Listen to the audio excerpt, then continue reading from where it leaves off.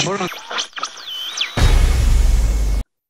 mean, you mentioned Tupac there. You know, when your first album came out in 1996, the East Coast, West Coast war was popping off, and Pat comes out with Hit 'Em Up, and at the end of the song, he mentions Chino XL.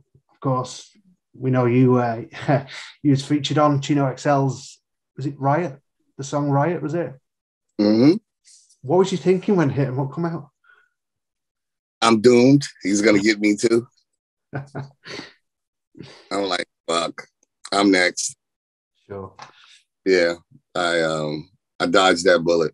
Yeah. I mean, what was Chino's mind frame back then? You know, recording that song. No, it wasn't any malice. Okay.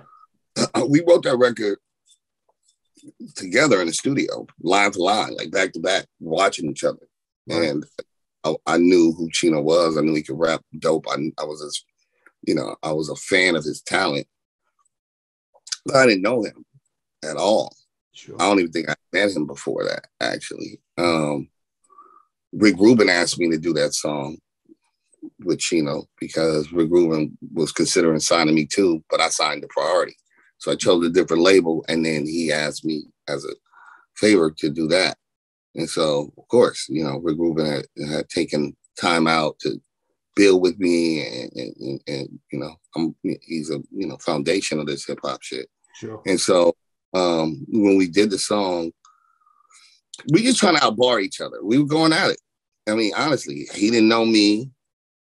I'm the op, and he the op. Like, you ain't better than me, and he like, you ain't better than me, and we going at it. So really, we didn't have no hook. We just was writing.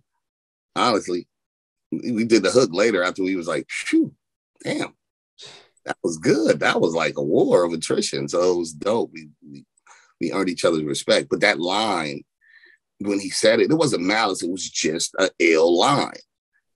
With me, it was hit a little more close to home because the Thug Life dudes were my homeboys. They older than me, but they were my homies. I ran around the streets with them.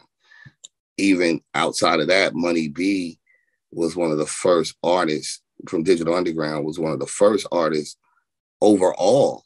Mm-hmm. And that's Oakland to pull me in and show me love. And, you know, his nephew was a big dude named Clee, one of my best friends. And Numbskull is one of my best friends too. Wasn't back then, but so I felt a lot more responsibility to not say anything about Tupac, especially something in that sense where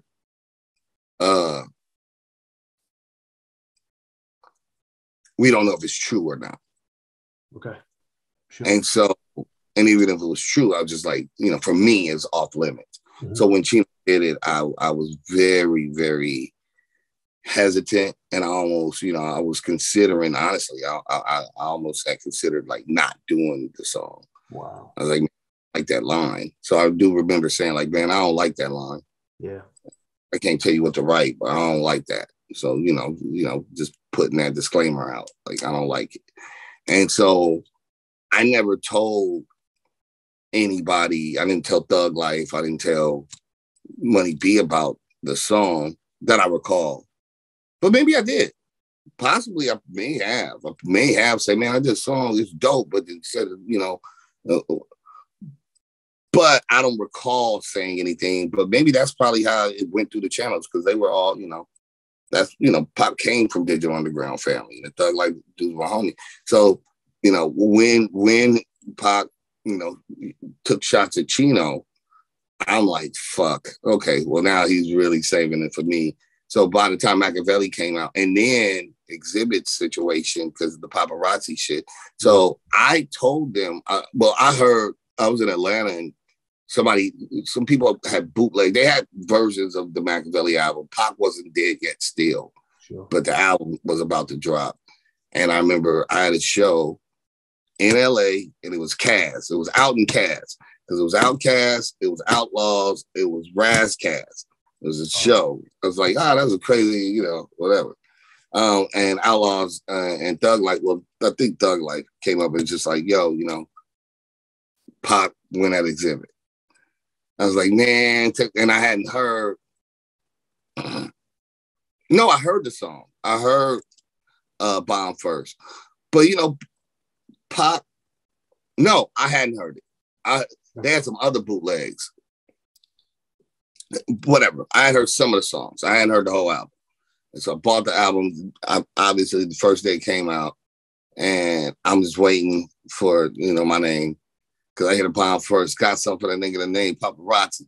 And I'm like, man, I'm coming, man. It's coming. It's coming. It's coming. It's coming. I went through the whole album and nothing. I was like, so I knew he showed me love. Sure. I was literally associated to two things that he wasn't fucking with and directly on the record with the song, you know what I'm saying? Yeah. And he did not. And so I always, I'm very grateful to him to know, he knew I was part of his family, his tribe. Sure. I didn't condone it. And I love Chino, to this day, you know what I'm saying? It was a dope line. It just wasn't a line I could do. But if I had said that line, I would have expected, you gotta know what comes with it. But it's just some lines sometimes, like if I diss somebody, I don't diss them on like a Horseman record because that's my beef and I don't want to associate them with. You know what I mean? Yeah. With if it's my problem and my thing, then I'll hold off. I'll do my solo record and talk that shit. So you still got to be a little political about, what you say when you involve other people. Sure. I thought it showed his character, Tupac's character, that he instinctively knew, or for whatever reason knew, like not to throw me under the bus too. Sure. And I'm grateful because I was a big fucking fan, and the last thing I would want him to do is to have passed and thought I was his enemy too. He did me a beautiful solid. While he was in prison, he actually had written his perfect album, and I made his list. Wendy Day has it from Rap Coalition. Sure. He wrote it to her, and it was me with Easy Mo B, produced by Easy Mo B. So wow. After Pac died, I had the ability to work with Easy Mo B, and I did 2 songs with Mo B, really for Pac. That was something I did to hopefully there's some awareness after death, and that he could see. I tried to honor him. Wow. Okay. Yeah. Wow, that's a nice gesture. Really nice gesture. I believe he was on the set. Speaking of, was that the One Nation album? Was that the plans he had for One Nation? The letter to it was. I believe he was on the set of Edie and Xzibit's movie video. Yeah. Of course, I had the support. That it was really dope. Sure. And the album was really dope. It was really, really dope. I wish I would have made it. Again, when people execute somebody else's ideas, then those things change. Sure. I definitely wish that he could have done his One Nation, and I could have been a part of that as he had it on that piece of paper. That would have meant a lot to me too. But I did what I could do. I did. He said me and Easy Mo B. I did it twice.